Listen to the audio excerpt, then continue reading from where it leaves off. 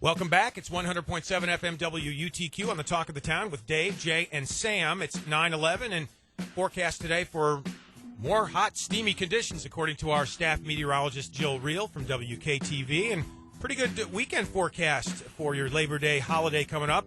We'll have Jill in tomorrow with the full travel forecast for those who may be heading outside of the Mohawk Valley. Right now, time to keep things inside the Mohawk Valley and news from Oneida with the planned public library. We have a couple of guests joining us today, Patricia Albaugh and Rick Kinsella from the Board of Trustees at the Oneida Public Library. Welcome to the show. Hi, thanks, Dave. Glad to be here. Hi, Dave.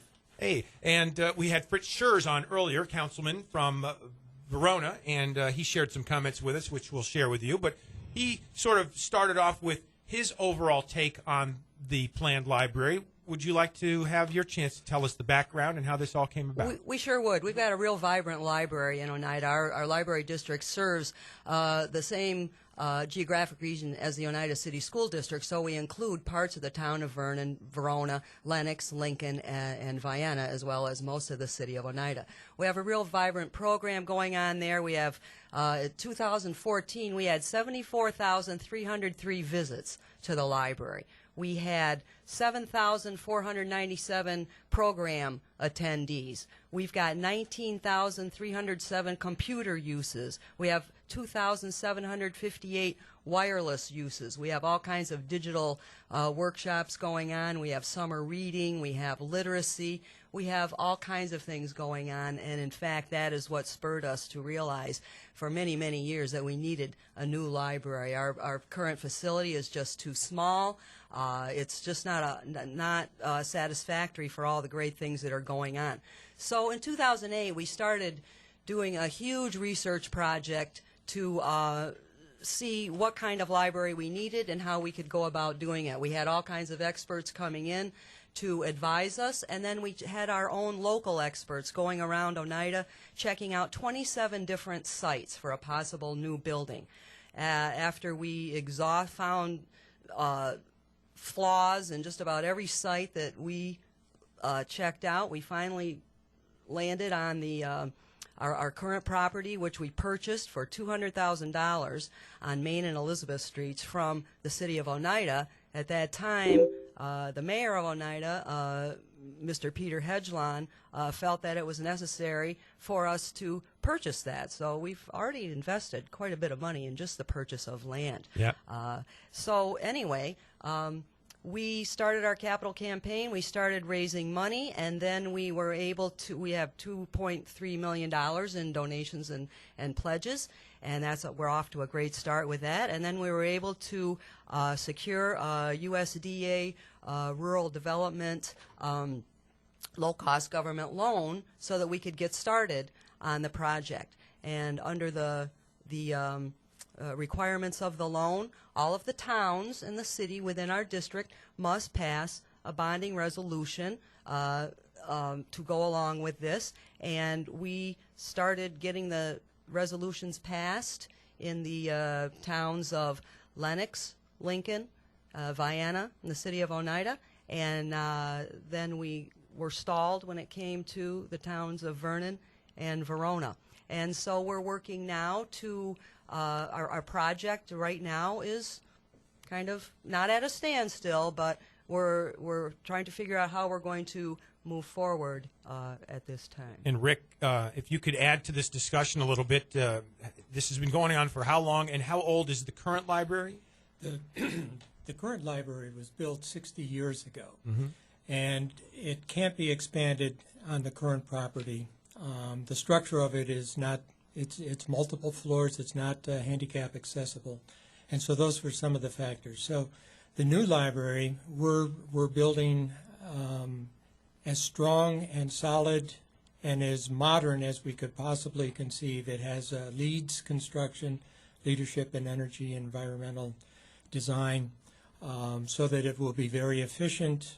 The cost of it, about $250 per square foot, is right in line with the national cost for library construction. I know some people think that this is a very expensive library, but libraries by design are more expensive. They're not the same as building a big box store, and we wanted to build this to be able to last for at least another 60 years and be useful. Do those costs vary from community to community? And for instance, if you're building a library in downtown Detroit or New York City, is it different from Oneida, for instance? New York State has generally higher building costs because some of the requirements for public bidding and labor requirements. So the fact that we're right in the middle nationally, in spite of being in a relatively high-cost state, shows, again, that we've been as careful as we can be in holding down costs that weren't necessary. And keeping with costs, Patricia, you had mentioned the USDA monies that may be available. And I know at one point it was one number, and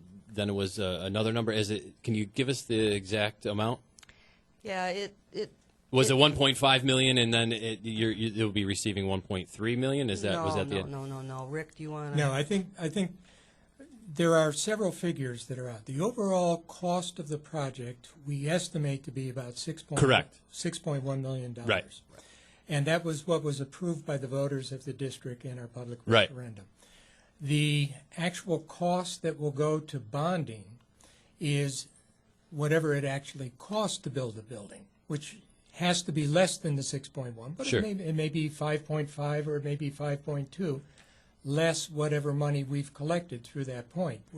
So we've got three different variables, and so there's no way to accurately predict what the bonding obligation is going to be until the actual construction is completed.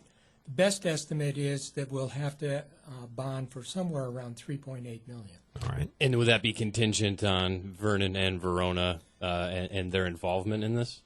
Well, yeah, we cannot move forward with the bidding until we can demonstrate that we've got, and let's be clear, what bonding means in this context is that the town of Vernon and Verona have promised to collect the tax and turn it over. Right. They're not borrowing money. They're not Sure. co-signing a loan. They're simply agreeing, and it's a ministerial act under the municipal law. Ministerial act meaning they don't have the opportunity to exercise any judgment or subjective views on it. They're simply required under the law to pass the bonding resolution. And is that through the legislation of Senator Velasky and No, Bill that's McGee? the existing Okay. legislation. It's municipal law that's been around since 1938. Sure. And in fact, the towns for the last 19 years have taken our budget after approved by the population of the district and simply exercised the levying of the tax based on that. This is the same activity. Mm-hmm. We give them the tax bill, they levy the tax. Sure. You mentioned Senator Valesky's legislation, and there's a major misunderstanding on the town's part here, and I wish they would actually read it. Please clarify, yeah. Because even if under the legislation, it opens up a new opportunity for another bonding source. Okay. Dormitory Authority of the State of New York, which is a major construction authority that is able to bond. But if we were to go with DASNY, it would still require that ministerial act from the local community to agree that they're going to collect the taxes and turn it over. What's the acronym you just mentioned, by the way? I'm sorry. That's DASNY, Dormitory Authority of the State of New York. Okay. And so the towns, under the proposed legislation, have several advantages that they don't have now. They lose none of the rights or none of the responsibilities in terms of viewing what the expenses are or anything else. We still have to have a public referendum to approve the cost. We pass the bill on. They do their ministerial act. And in this case, it would be DASNY that would issue the bonds rather than the bonds issued. We're talking to Pat and Rick from the Board of Trustees at the Oneida County Public Library City, excuse me. And are you guys receiving as much pushback as you are support for this so far? I think what we have is a large number of people who turned out and voted for the project, and a large number of people who have a vision for the future of Oneida that recognize that a library is one of the central requirements. You want public safety, you want good health care, you want good school systems, and you want a library that's a vital part of the community. It's the modern day Roman Forum, and this is where people in our ever increasingly isolated world of electronics don't get to meet. Now they can meet in person. They have actual activities going on. We had 250 people show up for our summer reading program on the same night that we were meeting with the town of Vernon, who was wondering why we needed a room that could accommodate 125 people. We have large volumes. We have a wonderful robotics program that we have to put people on a waiting list to come in and participate in. So, well, we talked with the councilman from Verona, Fritz Schertz, early this morning on the show, and he's a big advocate of education and library system, but he had some questions and some comments. Please listen up. I am not anti-library. Right. I'm very much for education. Sure. Libraries are an important part of the community. Can't fix the library up that you have, and that might very well be true. They did say they looked at that. Okay, build something, but instead of the grand scale, start with what you can afford, what the community can afford, more importantly, because there's people and residents in you think, oh, it's only going to raise their taxes $30-some a year. Well, you know what, $30 a year to some people, that's a lot of money. That's Fritz Schertz, the councilman from Verona, earlier today on our program. How would you respond to those comments? well, as Pat indicated earlier, we really did look very carefully, and we had recommendations to build from the professionals in terms of the type of programming that we proposed to have, that actually recommended a much larger program or larger building than what we've proposed. We had a professional library consultant come in and do an exhaustive study, and she recommended 25,000 square feet to fit our needs. Well, we thought that was a bit excessive. We currently operate in a building which is 8,000 square feet, and not all of it is usable. So we settled on the 15,000 square feet, which we thought would meet the needs very well. Yeah, on the cost factor, what we did is calculate an average cost for the properties in a district, and that comes out to about 10 cents a day. And for some people, that may be a challenge, but if they're in that position, they're probably not owning a average-sized property either, and their cost is going to be less than that. So this is an average cost. They're going to be higher cost, lower cost for the individuals. But 10 cents a day works out to, a medium cup of coffee at McDonald's once a week for 6 months. This is not, it's less than the excise tax on a carton of cigarettes. Now, if folks are looking for more information on this, or perhaps town meetings upcoming, are there any scheduled, and where can folks go for more information that are affected by this? Well, we're a government entity, and we meet monthly. Our board meetings are open to the public and have a period of available for public comment, which we are very much interested in taking on. And so I think our next meeting is scheduled, is it 23rd?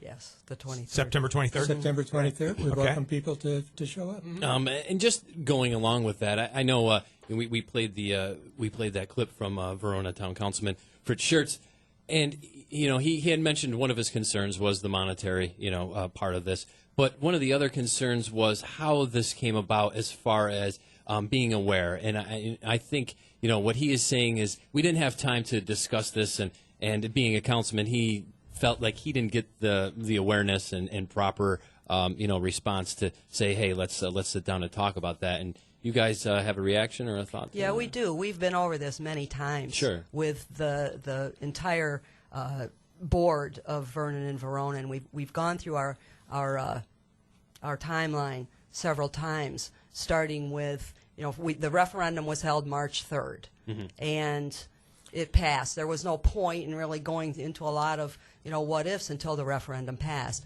Once the referendum passed, then we really started the notifications. We started the official notifications, and we passed information on to them and their attorney and the town supervisors back in May. And we've provided them with reams of material on paper and electronically. All of their questions have had the opportunity to be answered. So I'm not really sure. The other aspect of that, and these folks, many of them have said they're library supporters, but Town of Verona doesn't have a library.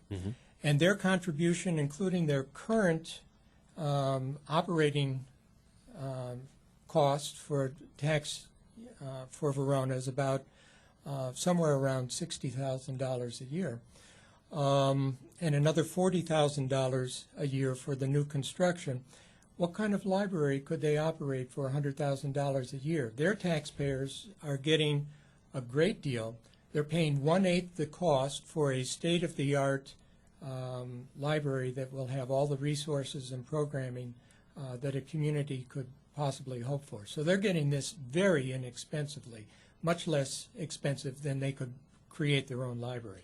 All right, guys, Great. thanks for coming in today, and best of luck. September 23rd is the next public meeting, correct? And then after that, what's the timetable beyond that? Well, if people want information, they can contact us anytime. They don't have to wait to come to a meeting. Okay. We can, the board is perfectly willing to sit down and talk to folks. And a lot of people say, they say, I don't want to support the library, I'd never use it. Well, it's there. It's a great facility, and we invite everybody to come in and take advantage of it. All right, best of luck, folks, moving forward, and thanks for coming in. It's the Talk of the Town on 100.7 FM WUTQ.